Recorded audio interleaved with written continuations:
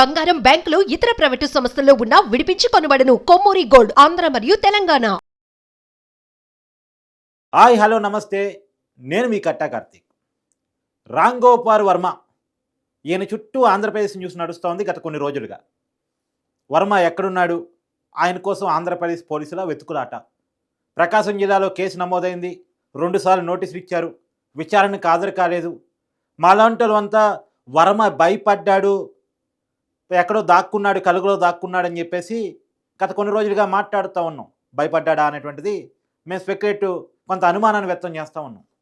అనుమానాన్ని పటాపంచలు చేస్తూ నేను భయపడట్లేదు, నేను భయపడేవాడిని కాదు అంటూ సహజమైన శైలిలో వర్మ ఒక వీడియో రిలీజ్ చేశారు. అది నిజమేనా?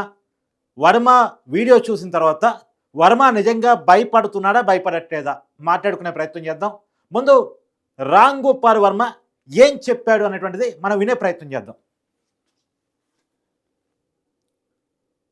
అందరూ వాటెవర్ ద మీడియా స్పెక్యులేటింగ్ అందరికీ చిన్న డిసప్పాయింట్మెంట్ ఉండొచ్చు వీడియో. ఇక్కడ పాయింట్ ఏంటంటే, I just want explain the whole concept. ఇప్పుడు నేను ఆల్మోస్ట్ ఒక 1 year బ్యాక్ ఏదో ట్వీట్స్ పెట్టాను అనే ఎలిగేషన్. ఆ ట్వీట్స్ ఎవరో మనోభావాలు దెబ్బతిన్నాయి. ఇక్కడ విచిత్రం ఏంటంటే, 1 year బ్యాక్ పెట్టిన ట్వీట్స్ 4 డిఫరెంట్ ప్లేసెస్లో, 4 డిఫరెంట్ జ్యూరిస్డిక్షన్స్లో 4కి ఒకే 3-4 రోజుల వ్యవధిలో వాళ్ళ మనోభావాలు దెబ్బతిన్నాయి. వాళ్ళు ఆ పరంగా కంప్లైంట్ ఇవ్వడం, కేసులు పెట్టడం జరిగింది. ఇక్కడ పాయింట్ 1, ఎవరి మీద అయితే నేను పెట్టానని వాళ్ళు చెప్తున్నారో వాళ్ళకి లేదు, ఎవరో థర్డ్ పార్టీ, అసలు సంబంధం లేను.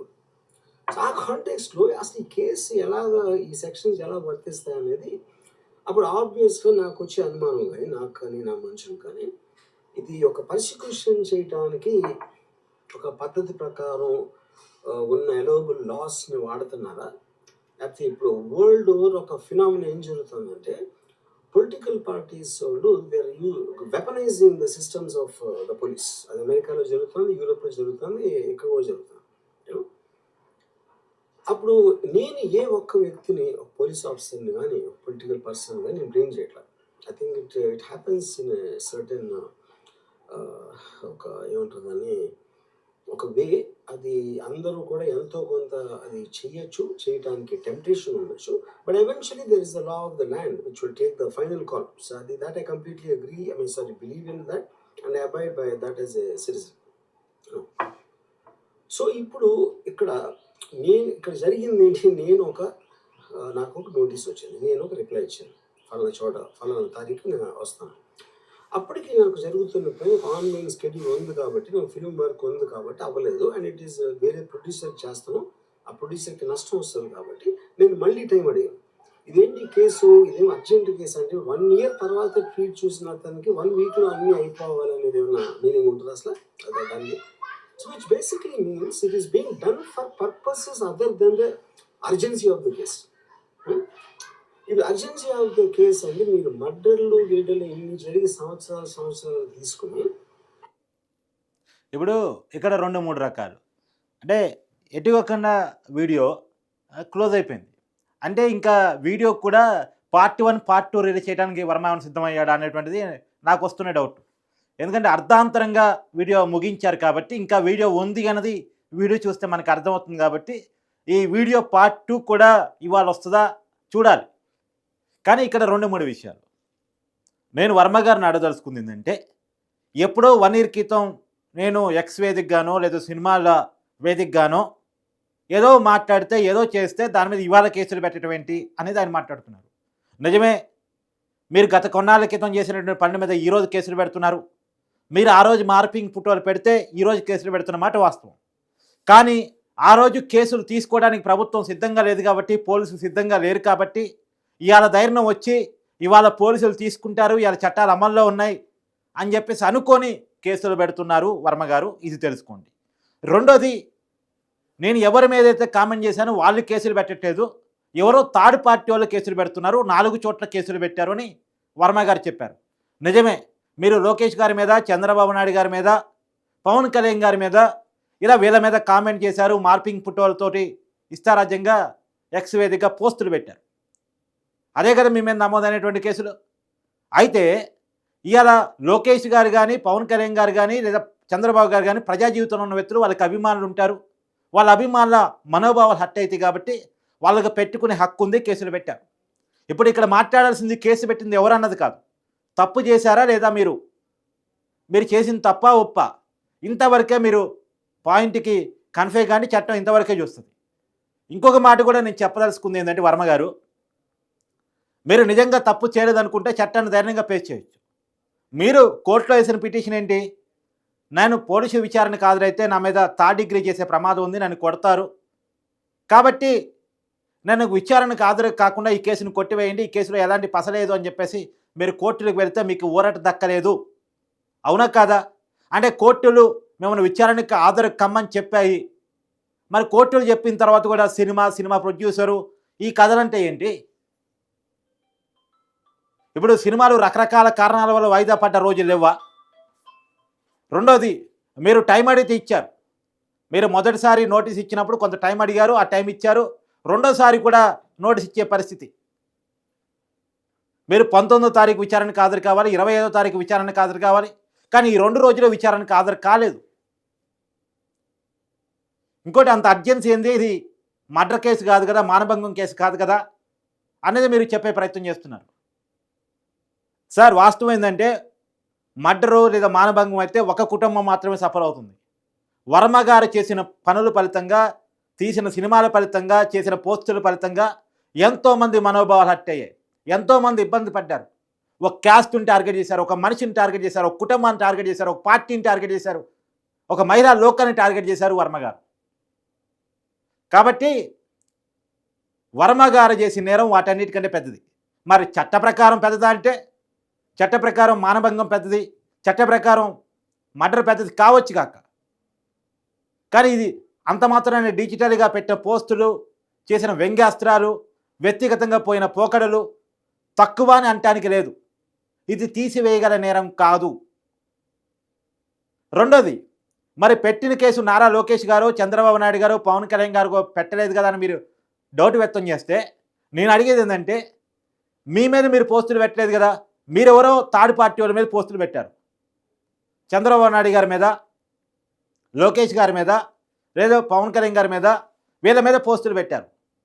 మీరు మీ మీద పోస్టులు పెట్టలేదు, వేరే వాళ్ళ మీద పోస్టులు పెట్టారు.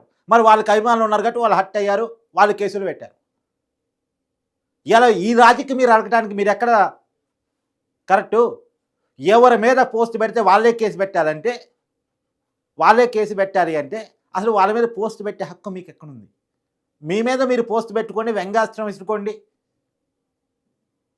మిమ్మల్ని మీరు కామెడీ చేసుకోండి, మిమ్మల్ని మీరు హీరోగా చిత్రీకరించుకోండి, మీకు హక్కు ఉంది. మీరు ఇంకొక మనిషి గురించి మాట్లాడారంటే ఆ మనిషికి సంబంధించిన వాళ్ళు ఎవరైనా కేసు పెట్టుకోవచ్చు.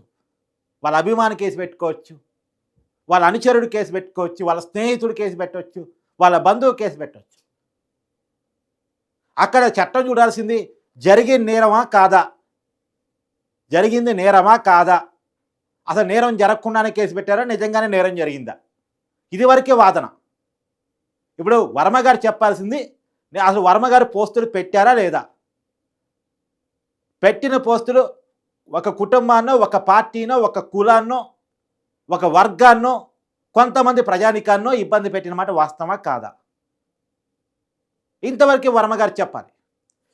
ఇది చెప్పకుండా ఇతర ఏ విషయాలు చెప్పినా దాంట్లో అర్థం లేదు. ఆ వాదన అర్ధరహితమైనటువంటి వాదన. సహజంగా వర్మ గారి వాదనలో అర్థం ఉండదు. ఆయన చెప్పాలనుకుని చెప్తాడు, ఇంకోటి చెప్పింది వినడు. సరే, అసలు పాయింట్లోకి వద్దాం. ఇప్పుడు ఏం జరిగే అవకాశం ఉంది, ఎందుకు ఈ వీడియో రిలీజ్ చేశారు? ప్రకాశం జిల్లా పోలీసులు వెతుకుతున్నారు అన్న విషయం తెలుసు. చెన్నై పోలీస్ స్టేషన్లో కూడా, చెన్నైలో షూటింగ్లో కనుక ఉంటే మాకు సమాచారం ఇవ్వండి అని చెప్పేసి తమిళనాడు పోలీసులకు కూడా, ఆంధ్ర పోలీసులు సమాచారాన్ని ఇచ్చిన విషయం కూడా వర్మ గారికి తెలిసింది.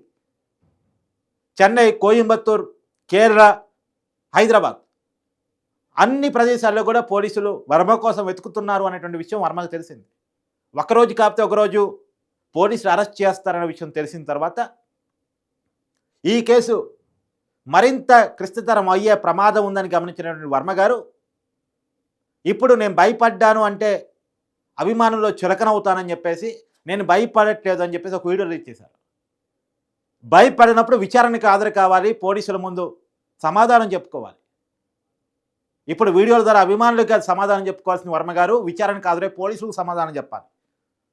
ఇప్పుడు పోలీసులు కనుక సమాధానం కరెక్ట్గా చెప్పగలిగి ఉండుంటే, విచారణకి టైం ప్రకారం హాజరయ్యే పరిస్థితి ఉండుంటే వర్మ గారు భయపడ్డారనే ఒక అనుమానాన్ని మాలంటోలు వ్యక్తం చేయరు. ఇవాళ కళ్ళు గప్పి తిరుగుతున్నారు కాబట్టి, అడిగిన డేటుకు కూడా రావట్లేదు కాబట్టి మీరు భయపడుతున్నారనే ఒక అనుమానం మాకు కలుగుతూ ఉంది. ఇవాళ పోస్టులో కూడా, ఇవాళ వీడియోలో కూడా వర్మగారిలో ఉన్న కాన్ఫిడెన్స్ కొంత తగ్గినట్టు కనపడుతూ ఉంది. సరే, ఏది ఏమైనా వర్మగారి భయం లేదని నిరూపించుకోవాల్సింది చట్టం ముందు, పోలీసుల ముందు. తప్పు చేయలేదని నిరూపించుకున్న నాడు వర్మగారిని మనం అప్రిషియేట్ చేయొచ్చు. చట్టాన్ని ధైర్యంగా ఎదుర్కొన్న నాడు వర్మగారిని మనం అప్రిషియేట్ చేయొచ్చు. ఒకవైపు పోలీసులు నోటీసుల మీద నోటీసులు ఇస్తున్నారు, వెతుకుతున్నారని తెలిసి కూడా సినిమా షూటింగ్ల పేరుతో ఎక్కడెక్కడో తిరుగుతూ ఉంటే, ఇలా వీడియో రిలీజ్ చేస్తూ ఉంటే భయపడుతున్నారు అనే అనుమానాలే వస్తాయి. సరే, ఏది ఏమైనా ఒకటి, చట్టాన్ని ప్రేమించే వాళ్ళుగా, భారత రాజ్యాంగాన్ని ప్రేమించే వాళ్ళుగా, గౌరవించే వాళ్ళుగా మేము చట్టాన్ని పేస్ చేయండి వర్మ గారని చెప్తాం. ఇంకొక 2 రోజులు ఇలానే లేట్ చేస్తే మీకు కేసు అవుతుంది. ఖచ్చితంగా ఫస్ట్ మామూలుగా అయితే నోటీసులు ఇచ్చి విచారించి పంపించే వాళ్ళేమో అరెస్టు చేయక తప్పదు. మీలాగే త్రిపుర కేసులో విజయపాల్ కూడా తప్పించుకోవడానికి నానా తిప్పలు పడ్డాడు. సుప్రీంకోర్టు వరకు బెయిల్ కోసం వెళ్ళాడు, కానీ బెయిల్ ఇవ్వలే.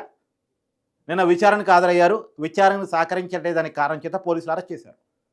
రఘురామకృష్ణరాజు గారిని కొట్టారనే కేసులో, జ్యుడిషియల్ టార్చర్ పోలీస్ స్టేషన్లో టార్చర్ చేశారనేటువంటి కేసులో ఇప్పుడు వర్మ గారు కూడా ఇలా తప్పించుకు తిరిగితే బెయిల్ అవకాశాన్ని పొందే పరిస్థితి ఉండదు. ఖచ్చితంగా అరెస్ట్ కాక తప్పదు.